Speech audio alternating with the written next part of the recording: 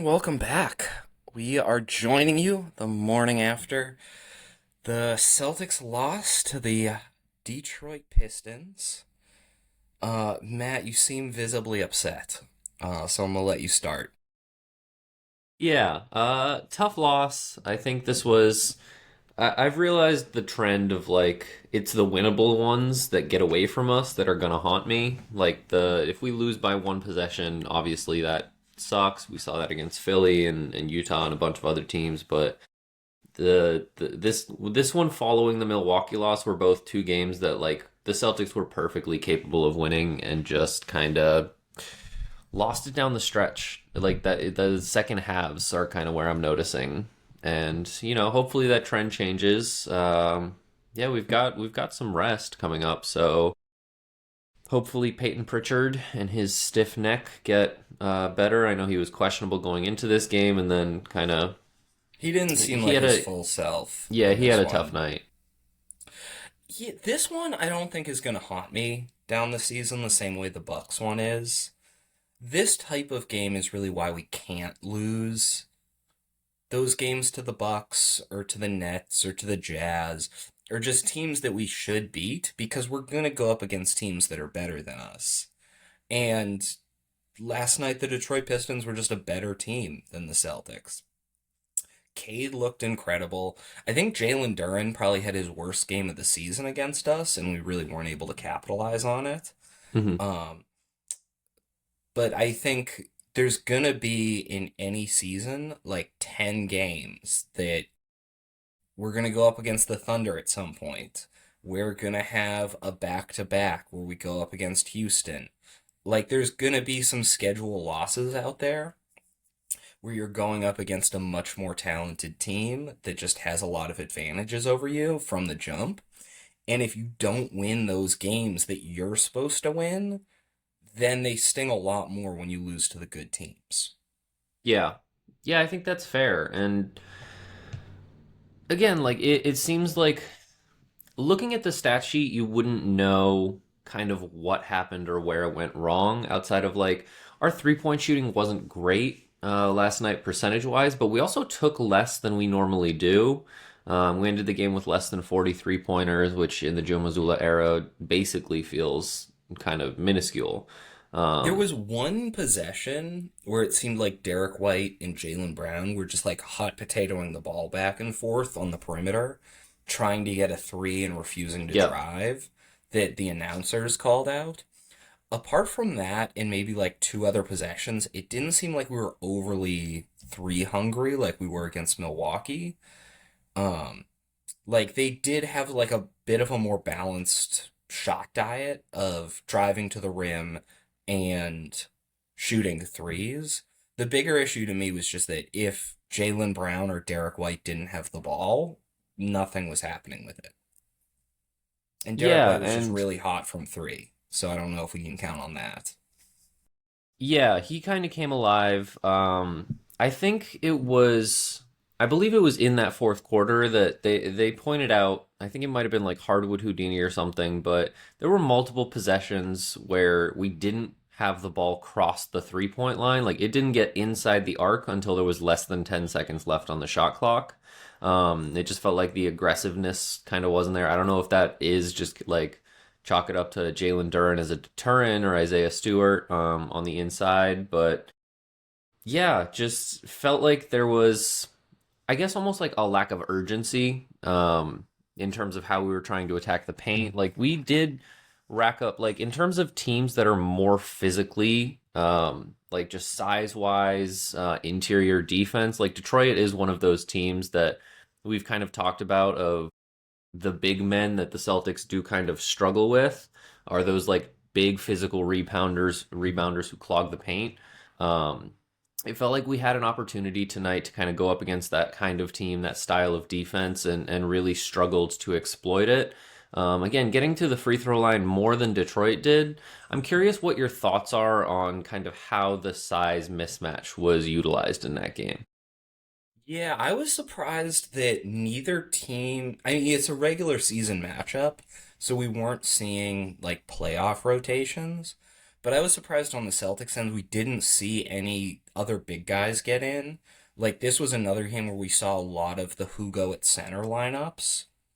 Because at first the Josh Minot at center lineup, that's hit a wall at this point, and we need to figure out what our backup center situation is because he's not it right now and he's playing out of position, so it's understandable. But the Hugo at center lineups against Beef Stew at center lineups oddly worked for a stretch just because we had like so much energy and we're running out there. I was surprised also that, well, I was surprised on the Celtics end we didn't see like an Amari Williams get a shot, or once that like Minot lineup kind of fell apart, we didn't try something else, like maybe give Garza like a 2 minute run to see what he can do. And then on the Detroit side, I've watched a few games of theirs this year, and they didn't use what to me is my favorite lineup of theirs, where they have the Duran and Beef Stew together, like double bigs against us, because I think they would have run away with this game if they had gone double bigs versus any of our small lineups. But we kind of got them to play small with us, which we were a +9 in those who go at center minutes for like a 6 point loss. So we'll take that all day. They weren't really able to exploit it as much as I thought they were going to, the size difference between these teams.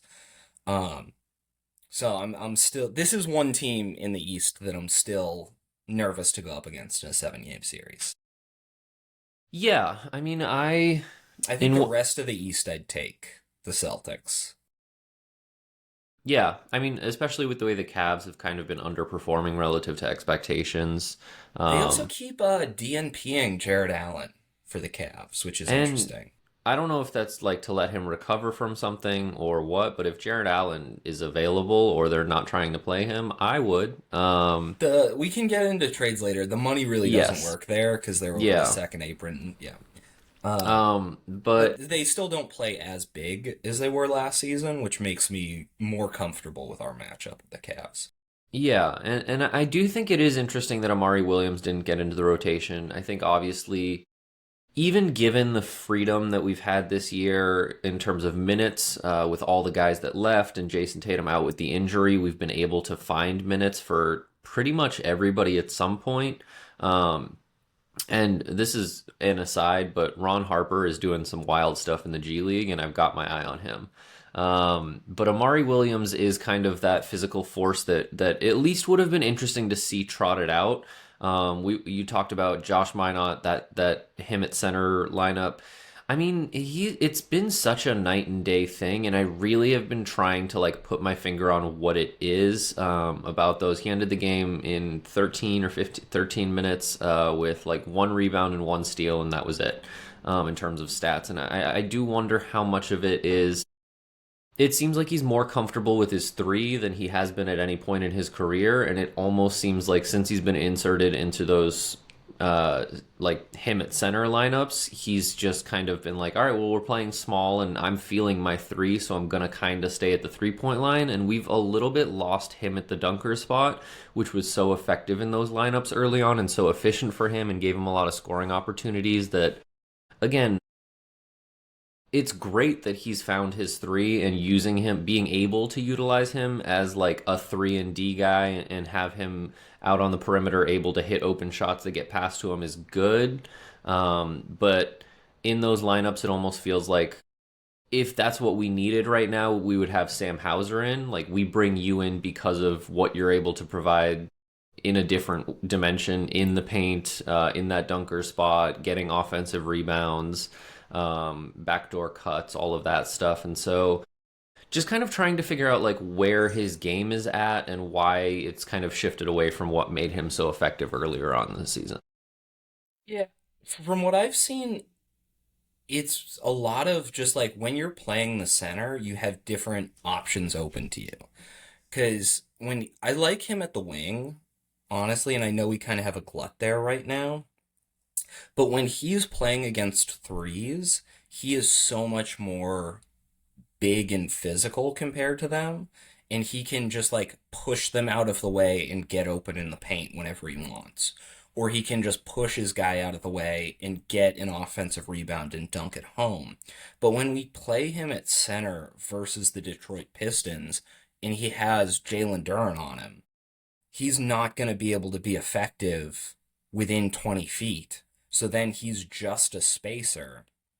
And if you're a spacer who doesn't shoot, then you're out there for nothing. So we're putting him in a position where he has to just stand on the perimeter and shoot threes. And I don't think that's going to be where he's effective in his game.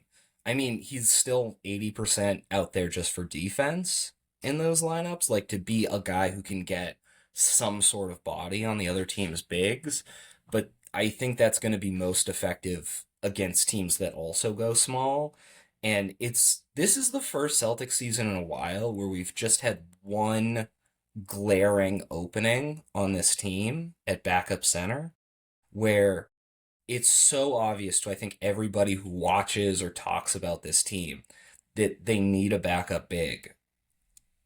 And it's becoming frustrating to watch where Josh Minot isn't our backup big of the future. That's like a stopgap lineup that we're using for a few weeks. Yeah. Maybe, and I would just like to see us try to focus more on like fixing the problem, like to try to get Amari Williams like acclimated to some NBA minutes, or try to figure out like a if Josh Minot and Garza could work as like kind of a two-man big where they fill in each other's gaps. But it seems like we've just decided it's Minot or Hugo, which isn't going to be their NBA position long term. Yeah, and I love both those guys and I love getting them minutes, but it is odd, I feel like at this point that given how much opportunity we've given to guys and kind of where we're giving them that opportunity, like again, we've got so many wings coming in off the bench and we've been able to find them minutes by putting them in at center, by putting I'd prefer to have like less minutes for some of those guys. We're going to get to them, but I'd prefer if all of Baylor Shireman's minutes in that game had gone to Amari Williams just to kind of see what he's capable of, just to see how he does against like a physical matchup on the other side with Duran or Stewart.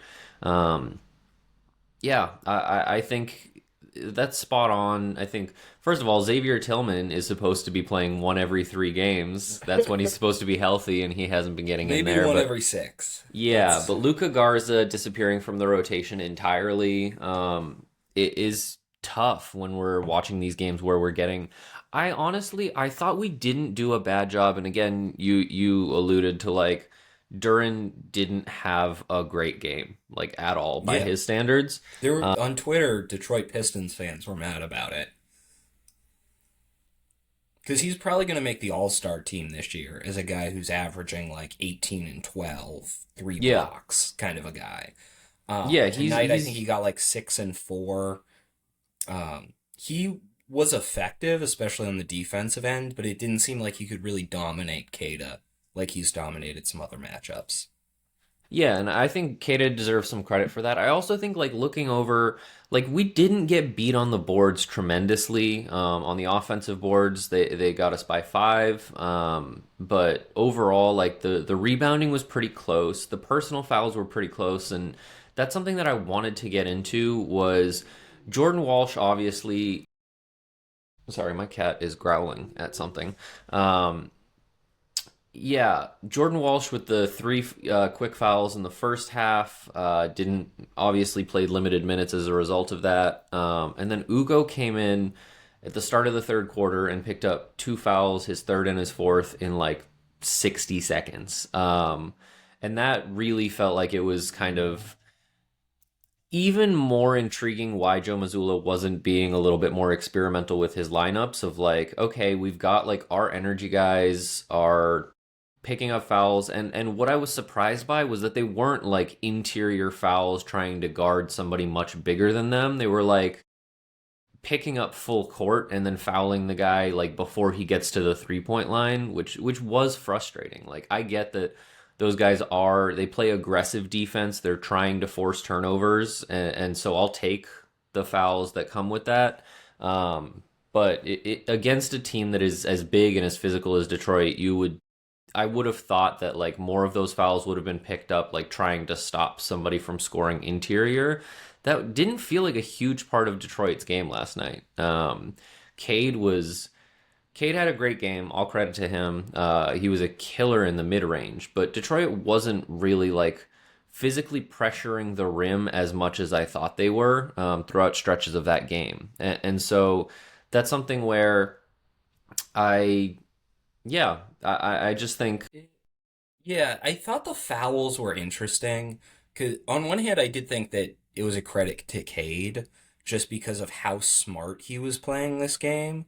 Where like Jordan Walsh came in and was guarding him, and he was like, "All right, this guy's annoying. Let's get him two quick fouls," and he can just like get a foul on a guy when he wants to, and he used that strategically tonight. Because then when Hugo came in, he was like, "All right, I'll get a couple fouls on this guy." And he was able to just strategically like soften our defense up like that. I didn't mind the physicality in the fouls in the first half, where those guys were reaching and were kind of playing like super aggressive. And I think when we were super aggressive and physical is when we kind of went on runs. Because for every foul, there was also a turnover we caused. yeah And in the second half, when those guys were in foul trouble, they kind of just started playing like hands straight up in the air. I'm not going to foul. I'm just going to stay in front of this guy. And that's when Detroit was able to really go on some runs. This has always been a thing for me with NBA coaches is I feel like they over pull guys for fouls. Like if Jaylen Brown had four fouls, yeah, sit him down, make sure we have him for clutch time. Jordan Walsh shouldn't be that scared about fouling out. He ended yeah with four fouls. He was never a foul away from being out of the game. And love Jordan Walsh, great defender, but he's not the guy who's going to be like closing games with the ball in his hand. We yeah don't need to sit him for a full quarter because he has three fouls. I would rather him just play aggressive the whole game, and then if he fouls out, put Hugo or Josh Minot in his spot. That's why we have like 20 defensive minded wings on this team. We can't be changing our whole game plan because of a Jordan Walsh second quarter foul. Yeah, and I was surprised in that fourth quarter that Jordan Walsh didn't get back out on the floor more. I don't know if Joe Mazzulla was just kind of like riding whatever was going on at the time, but What did you think about the decision to close with Anthony Simons in that spot? not a fan. The Anthony three Simons, guards, Jalen and Kada. yeah, I think it's something that we've talked about a lot this season, of kind of like the two personalities of this team where there is like the more defensive minded, we're going to push the pace, we're going to create turnovers, we're going to find easy, like again why Joe Mazzulla has talked so highly about that Josh Minot lineup is he's like they create like 40% of their shots are layups, and so like creating easier looks through defense, through transition, um and then there's the personality that is like, we're gonna find ways to hit open threes, which again, the Celtics, when it's working, are a great team at doing that. Tonight, Anthony Simons didn't hit a three. Peyton Pritchard had a great first quarter and then really didn't do much the rest of the game. I think he had 2 points after the first quarter. Derek White found his shot a little bit along the way, but it's tough to balance those two personalities um, over the course of a game. I think it's easier. I think you're able to be like, all right, now we're gonna like put out a shooting lineup and see what happens. I think in clutch time, in close games, in the fourth quarter, and I feel like I've been like pretty consistent about this season. I would just prefer the defensive minded, let's force turnovers, like energizer lineup. And that's where it was a little confusing seeing Anthony Simons out there instead of a Walsh or an Ugo. Just yeah, I think that what those guys provide in intangibles, in terms of like, I do think it's getting to a point. Obviously, they're not. We've talked about like they're not on the scouting report for other teams the way that they probably should be at this point, as like defenders who can take the ball out of your hands. Um, but I think that like when we've run up against other teams and we've put out Jordan Walsh and Ugo Gonzalez, like we're seeing that their offensive scheme has to change after two or three possessions because they've lost the ball two or three possessions in a row.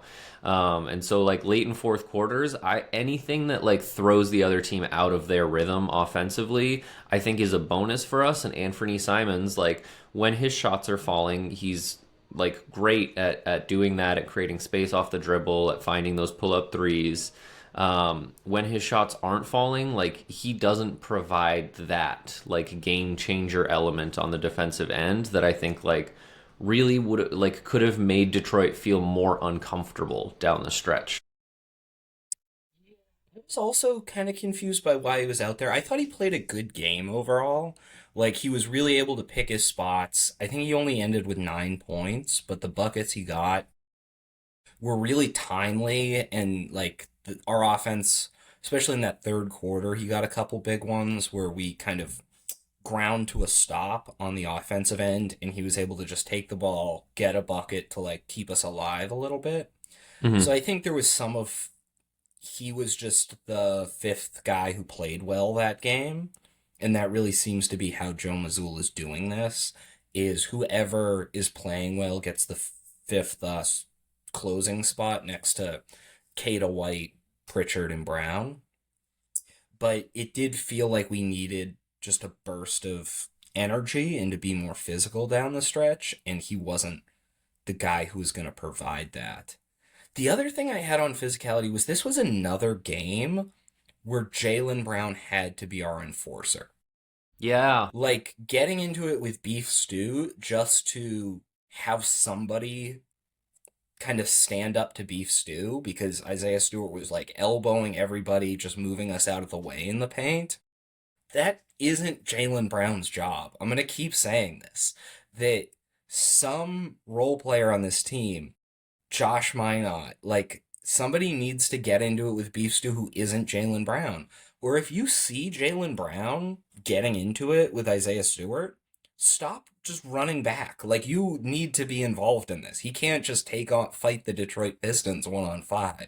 Yeah, that's a bad matchup for him. I'm gonna be honest. I don't know. He's doing Muay Thai now. Yeah. Um, I think Kata had a quiet night on the stats, like 6 and 7 rebounds and like a block and two steals and whatever. I thought he was impactful. He played 34 minutes, which like again is just really encouraging to see him go from kind of going into the season like can this guy give us 25 minutes a night to be able to put him out there against like one of the most physical like interior punishing teams in the league and see him play 34 minutes and play well. um he had one assist. I did love that assist. It was in the first like 3 or 4 minutes of the game, but it was just like a series of quick passing, and that's something that really like failed us in the game later on. But we'll get to that. But I think Keita really could have stepped up in that role. Just physically, I mean, it's got to be somebody. We talked about this the last episode. Like somebody has to. I think Josh Minot is a good candidate for that guy, but I also think Neemias Queta is just kind of like a more intimidating presence, given like his shot blocking, like his play translates pretty well to like being able to take on an enforcer role of like I imagine right, and I'm sitting here all of 6'2". Um, if I drove into Humble the brag. paint and yeah, I mean I'm small for the NBA, right? But if I drove into the paint and Neemias Queta blocked my shot into the second row and then decided he was gonna like shit talk me or get in my face because I said something to Jaylen Brown, like I would be a little scared. I'm not gonna lie. I think NBA players probably are a little bit less intimidated in general by size. But Neemias Queta's game does kind of allow for him to be a little bit more. I guess the word I'm looking for is like dominant. of like he had 6 points and 7 rebounds, and I think if he had gotten in somebody's face, they would have been like, "All right, man, respect." Like he plays physically and he plays tough, and I think he has that capability of like just getting into it with somebody and getting them to kind of like back off or interrupting their flow when they're kind of getting into it with Jaylen Brown and kind of giving them like something else to think about. So I'd love He to might see him be step into that role a little bit more. he might be the closest we have right now, but I also feel like we just get so much out of him. Like Yeah, 34 minutes of center where he's going up against Isaiah Stewart and Jalen Duren all night. yeah, And I do think he is more impactful when he plays 24 minutes a night because you can tell the energy level is different. Where played a great game, like he was still out there hustling, but when he kind of has the more limited minutes so that he can go all out, um, I think he's more impactful in those minutes. So I just don't want to ask too much of the guy where he's already out of breath after every play. yeah. I mean, he plays extremely hard. You can tell like he's breathing the hardest at every timeout. I do think part of it is also like he's it's. I think it's almost he seems more impactful in those games where he has fewer minutes, almost because of how effective our small ball lineups have been, where they can come in and like do some damage for 10 minutes, and then when he checks back in, it's such a different look and a different play style for our team that I think the other team gets thrown off a little bit. And so like he look like those lineups look even better by comparison, because we're able to play multiple styles and kind of like switch between them pretty fluidly when we want to. Um, I did want to talk about that pass that he had in the first quarter. I forget who it was. I think it was Pritchard who ended up taking the shot, but it was like screen and roll. Keita catches the ball like around the free throw line and then passes to.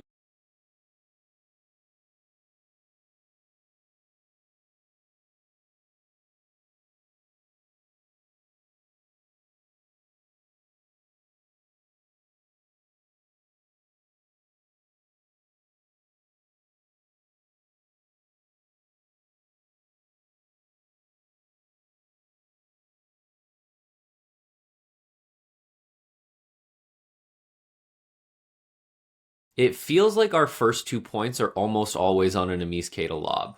Like that Yeah. feels like I don't know the science on it, but it feels like the data is starting to back that up. Of like, yeah, that's our opening play. Like we'll run that every single time. And so again, just like glad to see that he's getting more attention from our ball handlers and that he's getting more comfortable finishing those. Yeah, I thought he was really effective there, and the fact that he was able to make that quick pass to Pritchard. Um, I Yeah, I think one thing Brad Stevens has done really well is identifying guys who have played much larger roles at other levels. So bringing in Keita, who's kind of the hub for the Portuguese national team in international play, which is highly competitive, but kind of being able to come into the Celtics organization and play a little bit of a toned down offensive role, but when he needs to, he can still throw that pass. Or like Hugo coming in, who has been a ball handler in EuroLeague before, but we're using him as like a backup center now. But if he, catches it in the right position, can dribble to the basket. So getting kind of those more upskill guys, Luca Garza being a National Player of the Year and carrying an offense by himself before, we didn't see that one translate as much, but I think that's something that Brad's kind of looking for when he goes out and tries to find these guys is having those like high usage skills, but also being able to play a low usage role. Yeah, I think that's one thing that like talking about kind of the variability that we can play with is like we have a lot of guys who are capable of doing a lot of things, and um, I think It's fun to see those games against like Can we Washington or the Lakers where guys get to experiment a little bit more and we get to see them go like more into their bag and use that at an NBA level. But I like how Kata's been able to again, he's never like he's not gonna have eye-popping assist stats, but his passing is just something that like throughout the course of the season it seems like he's gotten more and more comfortable with how guys are gonna be moving off the ball and kind of finding them in their spots. So that's reassuring. can we talk briefly about the Hugo at center lineup? Because that actually seemed to work for us. I was going back through his draft comps coming Hmm. into the 2025 draft, and this was not the player anybody really expected to show up for us. I mean, his upside comp he kept getting was Austin Reeves.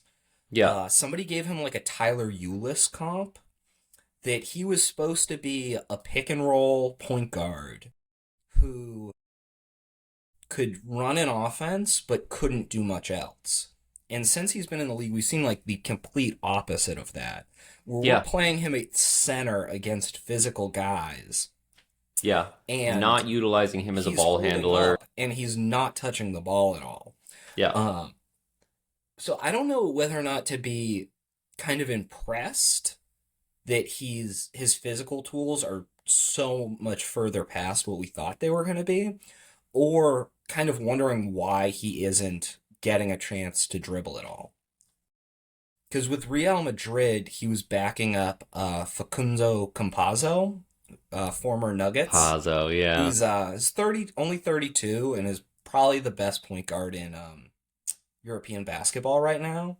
So he kind of had the built-in excuse of like, okay, this guy's a point guard backing up the best point guard in the league. He's not going to get a ton of minutes. I feel like we do have an open role for kind of a ball handler off the bench if you wanted to steal some like Baylor Shireman or Anthony Simons minutes with a little bit more defense. Yeah, so I want to go on the record here. I'm kind of good with Baylor Shireman. Like I'm just kind of good. Um, Did you hear when the announcers found out he was 25 in the game? Because there was a no. moment in like the third quarter where they were talking about how this Celtics team has so many young guys. And they were like, Jordan Walsh is 21, Hugo's 19, Josh Minot's Minot's 22. 22. They were like, and somebody was like, and Baylor's also young. And they were like, well, he's 25. It was Austin Rivers went, he's 25? Yeah. Does he have kids? Yeah. That he's kind Yeah. of branded at, because he's been a recent draft pick. We think of him as like a super young guy, but they all just found out together that he was in his mid 20s. Yeah, Baylor Shireman is I think that's part of it is recognizing like he is a little bit older, so there isn't as much of like a oh how much untapped potential is there with this guy. But just kind of like he right now behind Anthony Simons kind of is our backup point guard, and I just don't love it. I don't I don't feel super comfortable with him with the ball in his hands. I not that he's like exceptionally turnover prone or anything like that. It just feels like we have better options. Um, He's and I not a think, super high threat to score when he's dribbling. yeah, and he hasn't been his shooting like he can't. He's kind of like a 3 point specialist ish, and doesn't feel like that much of a. And again, maybe he develops into that as like maybe he can learn to be a kind of Sam Hauser, like draws the defense gravity, kind of a thing. But this season, it just feels like that's not exceptionally what we need, especially considering like Jordan Walsh is having a great season from three. Josh Minot is feeling comfortable from three. Ugo is doing better than expected from three. So it feels like at that kind of like backup wing guard ish position, like that's not necessarily something that we're like really dying for right now. What we do kind of need is another initiator in those bench units next to Anthony Simons or like whoever happens to be out there, whether it's Derek White playing with the bench or Jalen or Pritchard or whoever. And that is something that I would like to see more of Ugo, like see what he's capable of at this level. Um, Yeah, I thought this game it was telling. It was not a great passing night. I think we ended with like 19 assists. Jalen's playmaking has continued to kind of like steadily. He's moving.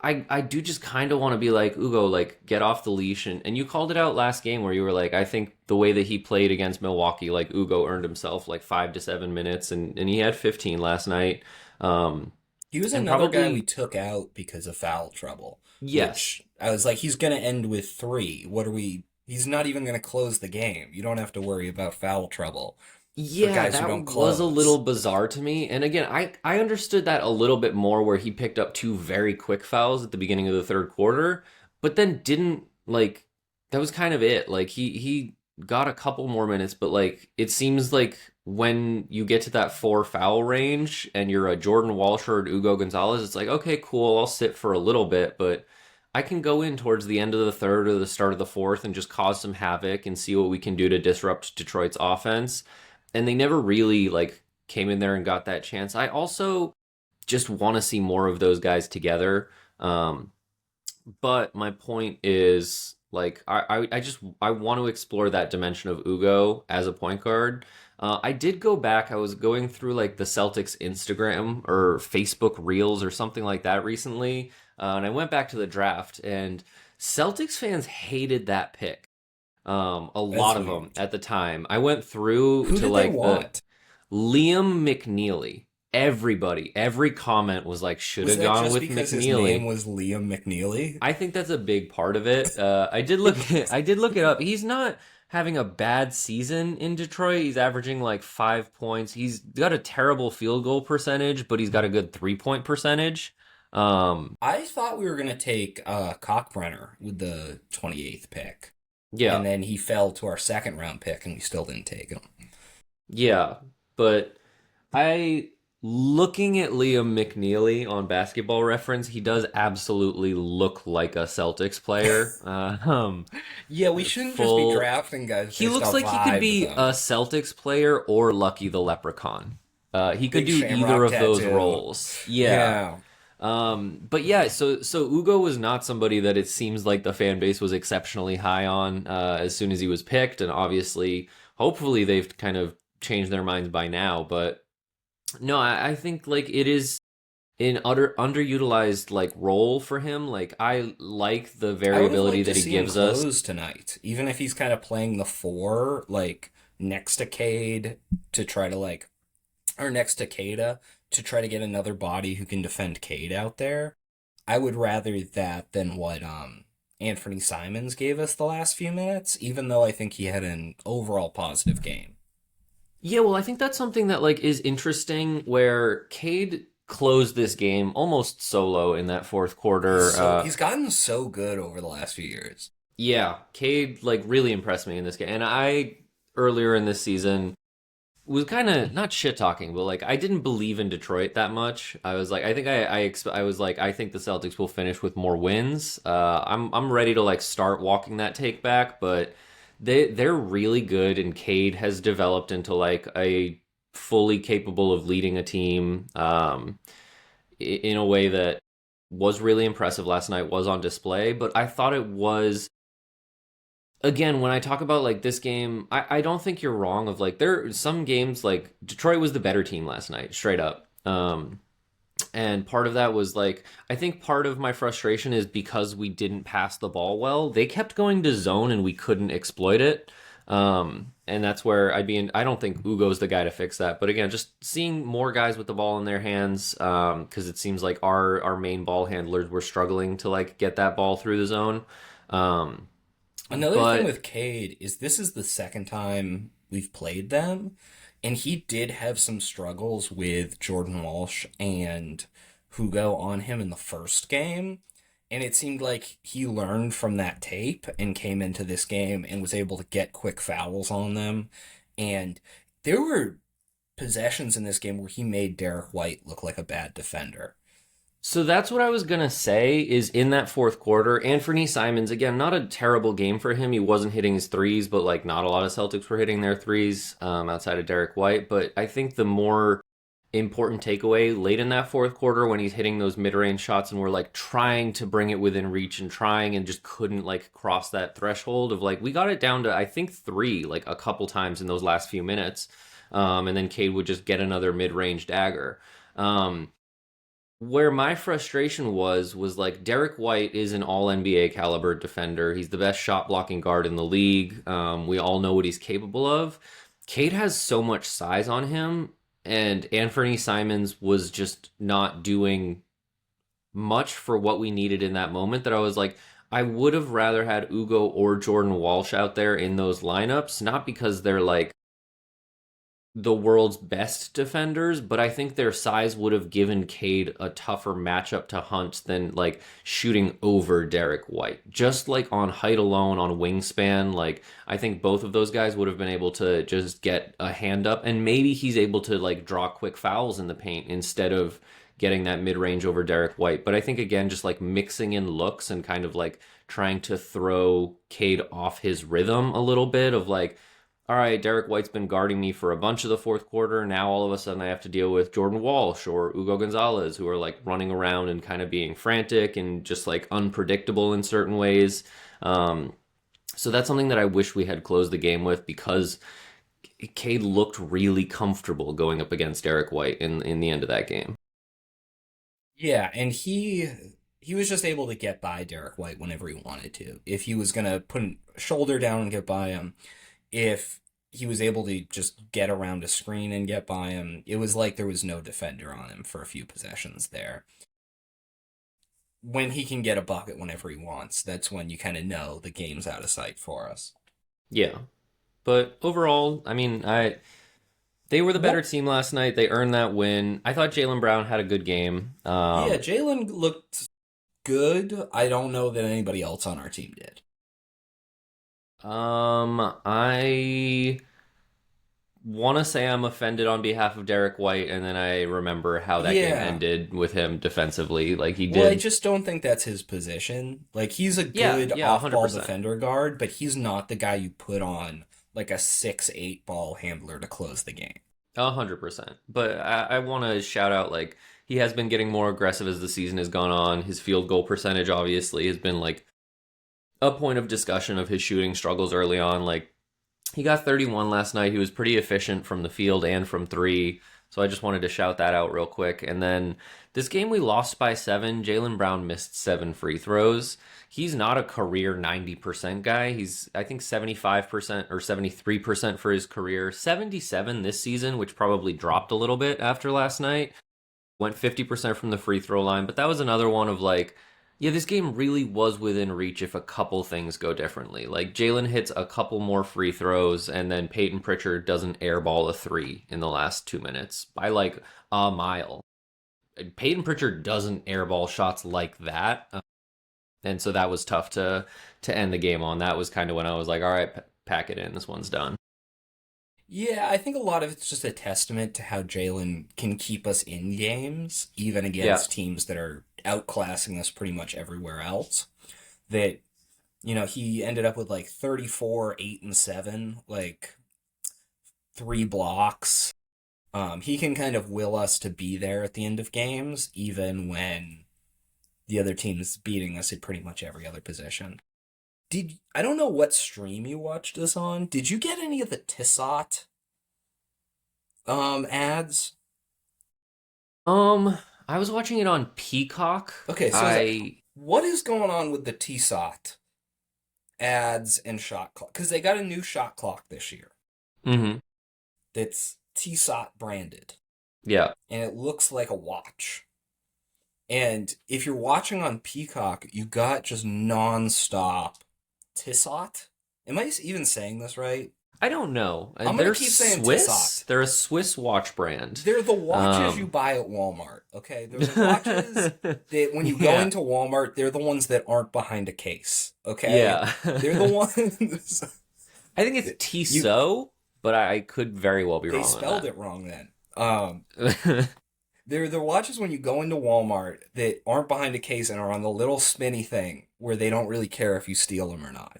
Yeah. They designed the new NBA shot clock, and they have this weirdly sexual ad that they keep playing Okay. on Peacock, where they're like, it's like a breakup letter to the old shot clock, where they're like, the curves of my body are just better than yours.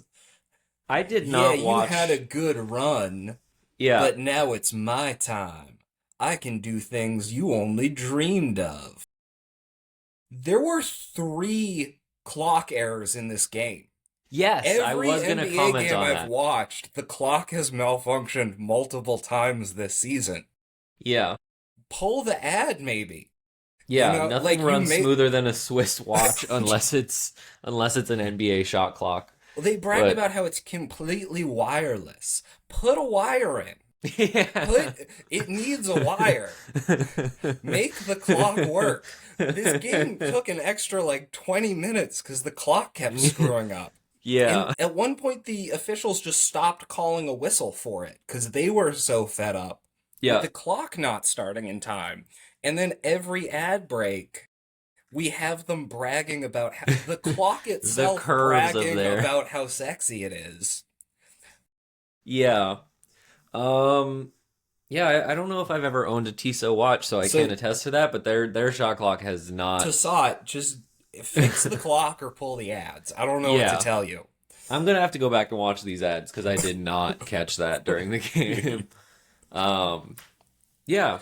Real quick before we wrap Yeah. up, we are approaching, or yesterday, right? It was, I think it was December Officially 15th. trade season. It's trade season. All the guys who Everybody who signed got during the signed off last season. year is now Yep. available to trade. So, Like we what are you talked about most excited before, about? getting a backup center on this team. Woo! Like we've talked about this after almost every game. This team has just a clear hole at backup center where most seasons we can kind of do these segments where we debate like, oh, do they need another ball handler? Do they need help at the wing? This season we just need a second guy who can rebound. We just need a guy who can back up Kata so he doesn't have to play 36 minutes a night and so we don't have to start 19-year-old rookie point guards at center. Yeah.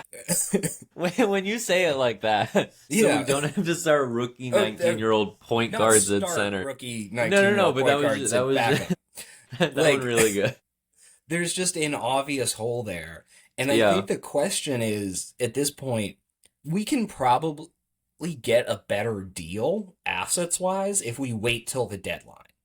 Because that's Yes. usually how these things work, where you wait till the very last minute, a team that's selling, or a team that's in the tanker goes, like the Pelicans will at the last minute be like, all right, we'll take a second rounder for Kayvon Looney. Like, a team will get desperate and we can get a cheap guy.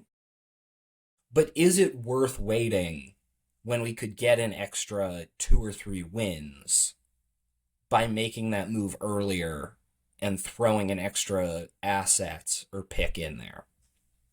Yeah, I think it also depends on what we're looking for and how many wins that could genuinely get us.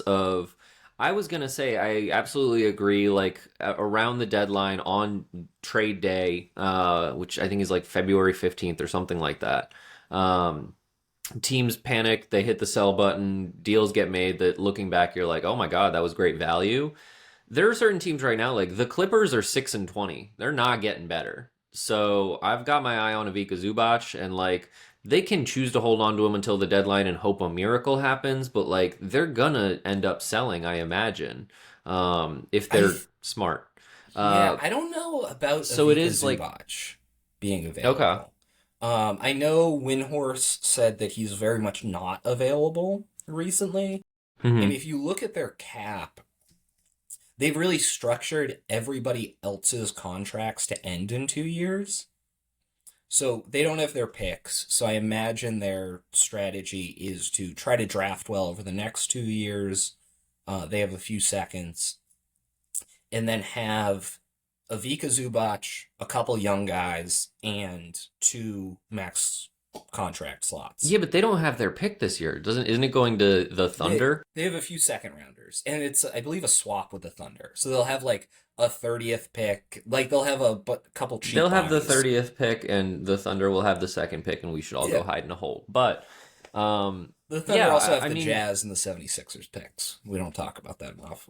yeah, Um, but I think like it does depend. Like it doesn't necessarily have to be Zubac. We've talked about Nick Claxton before. There are other guys, but like, what are we looking for? Like, is it going to be a backup center to basically like we need a different version of Luca Garza, just like somebody who's more tailored to like defense and kind of playing like a different rim protection role, or are we looking for like a bigger kind of splash? As a backup center, are there guys specifically that you're thinking of that kind of intrigue you heading into like trade season? yeah, I think we've talked about a lot of them. Kayvon Looney, like I mentioned, like there's a lot of cheap guys that we could kind of just add to this team. The Clippers, I think they're would probably just give up on Brooke Lopez at this point. I Um, would love Brooke Lopez. I don't know how yeah, old he is now, but so I've old. been I've been a fan of his forever. But like, Um, do we want a Brooke Lopez who's like that temporary stopgap for a year? He's 37. Can he give us like one more run where he's coming in and playing 15 minutes a game? And then we figure it out in the offseason who we're getting? Or is now the time to wait till the deadline, put a bunch of assets together, and go out and get a Zubac, a Claxton, a Daniel Gafford? so interesting that Gafford's in that group, but I'm kind of high on I Gafford. I like Gafford a lot. And I know that Dallas is looking to sell a bunch right now. Um, It's also the kind of contract he's on, I think, makes him more valuable. Where he's 14 yeah. a year, but signed long term. Yeah, I mean, I honestly am at a point where I think both are okay. I would be happy if at the deadline we add, or sooner, we add a Brooke Lopez. I do think during the regular season that probably gets us a couple extra wins. Just in terms of again, like lineup variability of being able to put out different looks, especially Brooke Lopez, like a 3-point shooting center, just adds an extra dimension on top of that, but also like a proven kind of like rim protector. I think it just is kind of there are nights where Nemias Queta is just giving the other team hell. Like they are not having success getting to the rim, and it feels almost like again our small ball lineups offensively are incredibly efficient. We're able to generate great looks. They play good defense, like on the ball, but their rim protection obviously is not as strong. I think if we're able to kind of intersperse just against certain lineups, against certain teams, like Nemias Queta's out of the game, the other team starts to breathe a sigh of relief, and then they're like, oh, fuck, now Brooke Lopez is standing under the hoop. I think that is a win for us in terms of like regular season. I don't know how effectively that would work in like a playoff series where teams are able to kind of game plan against those lineups a little bit more. But like as a regular season move, just to fill that like gap right now, I don't hate it. I think the ideal situation is that we're able to swing a deal for like a Zubac or something because then we have half a season to get into it and build around him, incorporate him into the offense, into our defensive schemes, and then have Jason Tatum come back and like not be trying to. I remember when Derek White got traded to us, that first like the closing half of that season after we got Derek White was like really him trying to find his footing, and it wasn't until after the off season and he got a full training camp that he like really integrated himself beautifully into the rotations, into the lineup, into the schemes. And so if we're able to like swing a deal at the deadline and get a guy in there early and really like set him up, like if we're talking about like this is our guy at the center position, whether it's like, and again, Nemias Queta has earned himself a starting center spot. For Zubac, obviously, like that's Zubac would one of the start best over. centers in the NBA, so you send Queta to the bench. But I think if we're looking to like upgrade at the starting center and have Keita as probably like the best backup center in the league at this point, which I think if he goes to the bench, he would be in that conversation for sure. Um, yeah, I would love to make that move at the deadline instead of trying to like wait and figure out what we can do in the offseason. Also, just to see like what that group could do on like a little playoff run. Because again, like this is a really good Celtics team that doesn't have like the talent to pop on paper. But add a Zubac to that, and all of a sudden it's like Derek White, like borderline all star. Jalen Brown is gonna like get MVP votes this year if the current trend continues and we're able to keep winning games. And Zubac is one of the best centers in the NBA, and like all of a sudden it's those three guys plus really really good depth. Peyton Pritchard giving a scoring punch, and our wings doing a whole bunch of stuff across the board. Again, I just want to include Shireman in the package because I think his minutes could be better distributed elsewhere. That's not a knock on I mean, he's 25 for God's sakes. But yeah, I would love to swing a bigger move like that, but I would also be completely fine getting a Brook Lopez. Yeah, I think what you bring up against about Derek White is kind of an argument for waiting for the offseason, where we can, if we're going to go out and make a big splashy move to get a guy, it should be a year where no Jason Tatum is going to be in the lineup and we know who's going to be around him, especially if we're putting any sort of first round draft capital in on this trade. Um, that giving that guy a full training camp with Jason Tatum and Jalen Brown and all the pieces he's going to play with. And if we wait till the draft, we have that extra first we can trade. So it kind of frees us up assets wise. I just don't want to keep seeing this glaring hole in this team Yeah, game and I after think game. And maybe that's a dumb argument, but every deadline that the Celtics have had, even in years where we haven't been super competitive, we've kind of been a buyer. Like, I remember there was the year where we gave 4 seconds for Evan Fournier. And you can look back on that trade and say, like, this isn't a great value exchange.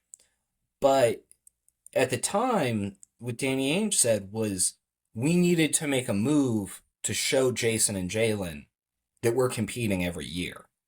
And I think if we have that mindset of we're trying to compete every year, then we need to fill the backup center role somehow. yeah, and I think again, I think having the training camp in the off season really allows guys to like find their place and meld in. I would rather make the trade at the deadline first to rack up some more wins this season and maybe have a more interesting playoff run, but also just because any extra time of like if Zubac has time even before next season, or Zubac, Claxton, whoever you want to put in that spot, if they have time this season to be like, oh, I'm gonna like use this season to build some chemistry with Jalen Brown, to like figure out how to communicate with Peyton Pritchard and Derek White, to like find out where they like their cuts, how they like their screen set, all of that, and then you have the offseason to like fold in and incorporate Jason Tatum. And this is all assuming Tatum's not back this year, which it seems like he really wants to be. Um, that's all like extra time that you have where you're building momentum and chemistry and familiarity for next season. Whereas if it's just like you just get training camp and preseason and all of that, I just want to get them more reps, more time in that spot to like build their familiarity with the system and like give us as much positive momentum going into next season as possible. Yeah, that's fair. And like I would always prefer to do the move earlier. But I just know that the pressure kind of mounts on teams who are selling at the deadline and at the draft. So those are kind of the moments we look for where there's going to be the better value exchanges. Where if December 16th, where we say we need a big right now, then we're really in the position where we have to give up more than if we wait, which does kind of suck for this team because, I mean, Luca Garza should be filling this role, but he's out of the rotation for whatever reason. Free Amari Williams. Free Amari Williams. We'll make T-shirts. This Yep. will be our first merch store. Is Free Amari Williams. They won't Yes. make sense within like 2 weeks, but No. it'll be fun for But the yeah. time. All right, Yeah. I think that's all we got, guys. Thanks for listening. Remember to like and subscribe. Find us wherever you get your podcasts. Adios.